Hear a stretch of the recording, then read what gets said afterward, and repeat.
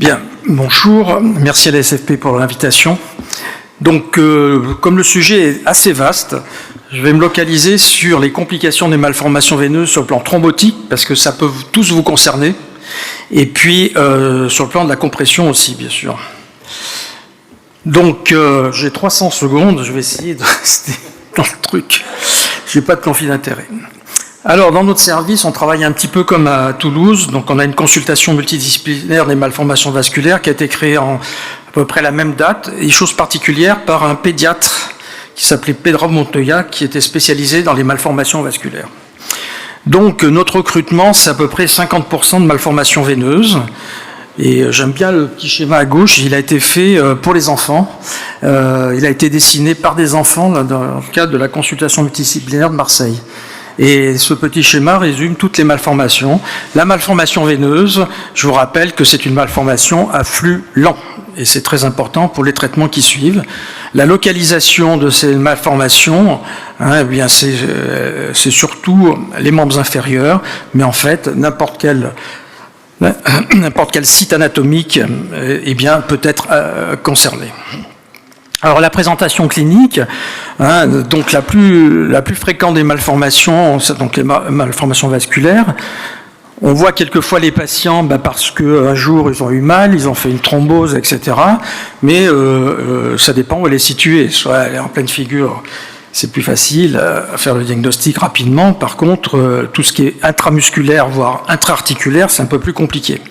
Il y a des formes communes sporadiques, des formes familiales, on l'a vu, la présence des mutations génétiques. Donc c'est souvent révélé, on a eu beaucoup de malformations veineuses quand est révélé par une douleur, par un œdème, par une thrombose. Et c'est des patientes qu'on a vues en consultation, généralement en urgence pour une suspicion de phlébite. Et en fait, pas de phlébite du tout, une malformation veineuse importante, par exemple du jumeau interne, et on retombe sur le diagnostic, et là on prend toutes les choses dans l'autre sens. Ça, c'est découvert à tout âge, mais dans notre recrutement, on est à peu près quand même 40 à 50% d'enfants. C'est pas limité aux adultes. Les formes cliniques, on l'a vu, on vous les a décrites, ça peut être tronculaire, ça peut être profond, ça peut être superficiel, extratronculaire, etc. Les complications intravasculaires des malformations veineuses, ça peut être des poussées inflammatoires douloureuses. Ça, c'est pas un gros problème. Par contre, c'est les troubles de l'hémostase et la coagulopathie de consommation localisée. Ça, c'est très important, on va le revoir. Et puis, surtout, donc, les complications thrombotiques. Intramalformation, des thrombus. Et puis, on dépiste quelquefois des patients qui ont déjà thrombosé. Quand on les interroge, oui, il y a 2 ans, j'ai eu mal, etc., on retrouve des phlébolites, qui sont des thrombus calcifiés. Donc l'incidence de la maladie thromboembolique veineuse, c'est 4 pour 1000 patients année, et donc c'est quand même pas tout à fait rare, et toute personne qui a une malformation veineuse, généralement, va thromboser une ou plusieurs fois. Il y a des complications hémorragiques qui sont beaucoup plus rares. Donc ici, c'est une patiente que je suivais là sur Avignon et qui en fait une malformation veineuse du dos de la main. Et en fait, comment ça a été découvert, c'était pas très important, mais elle passe son concours de notariat et elle doit s'arrêter d'écrire au milieu, une violente douleur sur le dos de la main. Et en fait, voilà le thrombus. Alors, la prise en charge des complications des malformations veineuses sur le plan thrombotique, donc il y a les motifs de consultation, les douleurs, les thromboses, les coagulopathies et bien sûr l'œdème, le retentissement fonctionnel et esthétique. Donc l'arsenal thérapeutique, il est large. Il y a les anticoagulants, les antiagrégants, les antalgiques, la compression, la sclérothérapie, le traitement endoveinothermique, le laser percutané, la chirurgie et les immunosuppresseurs. Alors pour les thromboses sur malformation veineuse, elles sont soit extensives, soit elles sont localisées, les calcifications elles peuvent être palpables, etc. etc. On n'a aucune donnée d'études cliniques avec un haut niveau de preuve, généralement c'est des recommandations d'experts. Alors la première chose, quand vous êtes confronté à une malformation veineuse mais qui n'est pas thrombosée, et qu'un centre, une RCP vous demande de suivre, si vous avez la compétence pour, il faut toujours faire nous ce qu'on fait dans le bilan initial. Il y a toujours, quelle que soit la localisation, même si c'est pas douloureux, eh bien une numération plaquette, TP, TCA, des dimères, fibrinogènes et produits de dégradation de la fibrine, c'est obligatoire. Ensuite, on a constaté il y a une faible efficacité des antiplaquettaires en cas de thrombose ou des anti-inflammatoires, sauf peut-être chez les enfants, on commence toujours par des anti-inflammatoires. En Suisse, par exemple, dans le service de Marc Righini, tous les patients qui ont une malformation veineuse sont sous aspirine à vie. Donc c'est ce qu'on a fait un moment, puis après on a arrêté, puis après on a recommencé, on ne sait pas trop. Les dédimères, c'est très important. Une malformation veineuse douloureuse, il faut faire les dédimères tout de suite. Et là, c'est vraiment, ça nous sert. Ils sont élevés. Hein, et vous trouvez la thrombose, vous allez être traité par HBPM. On va voir comment, parce que les consensus sont un peu différents. L'efficacité des HBPM dans les douleurs localisées c'est très efficace. C'est par exemple beaucoup plus efficace que le Fondaparinux. Et alors, qu'est-ce qu'on va faire? Si vous avez une thrombose extensive, très douloureuse, on commence par un traitement par HBPM, à peu près 100 unités par kilo par jour, donc à titre thérapeutique pendant 20 jours. Alors, quid des AOD? Beaucoup de case reports semblant montrer une efficacité comparable. Il y a une étude, mais qui n'est pas allée à son terme, qui s'appelait Dabigatran, Dabigatran, Rivaroxaban. Certains utilisent la Pixaban, mais enfin, on ne sait pas trop. Il faut savoir que les anti-10 n'ont pas de fonction anti-inflammatoire très significative. Donc, des dimères élevés plus douleur, il faut donc traiter par HBPM. Fibrinogène ABC, c'est un risque accru de passage de CIVL, donc localisé, en CIVD plus importante. Il faut faire attention quand vous traitez ces patients, que ce soit sclérochirurgie ou autre, lorsqu'ils ont eu des problèmes récents.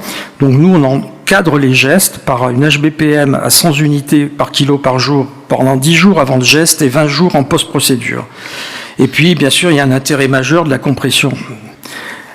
AOD, donc il y a quelques études, il y en a plusieurs qui ont été faites au début avec le Dabigatran, et puis avec le Rivaroxaban, on s'est posé la question depuis qu'il y a l'indication du Rivaroxaban en pédiatrie, est-ce que ça peut être utile?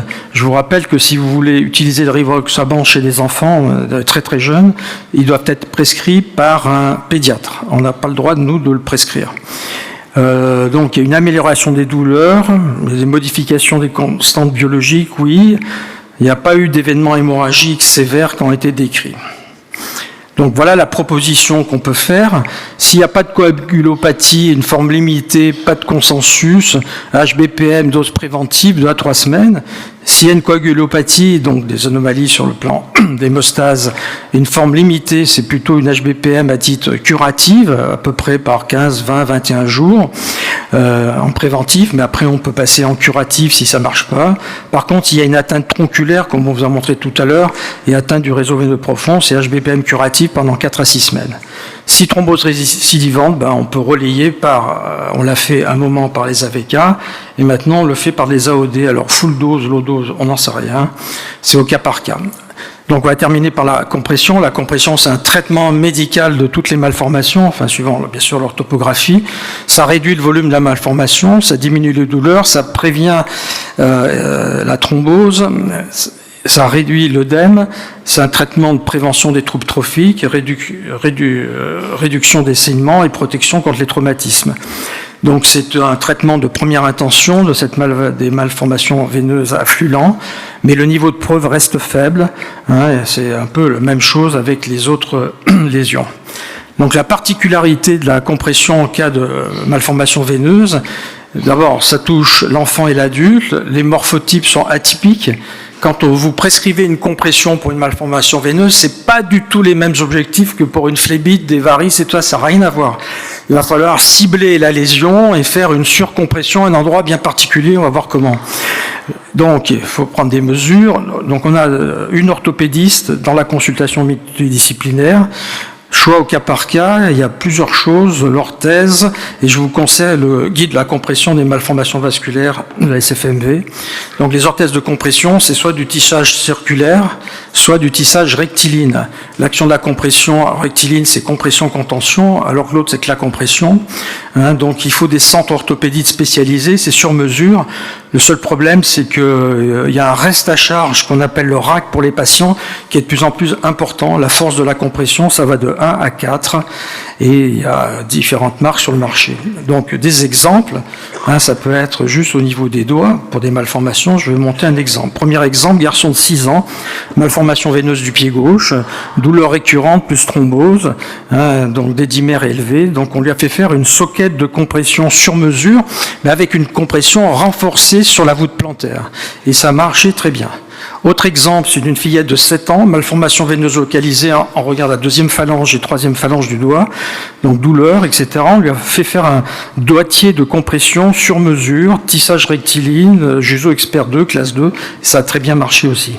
Et puis, il y a le padding, ça c'est important, ce qu'on appelle le capitonnage, c'est la possibilité de faire une orthèse sur mesure.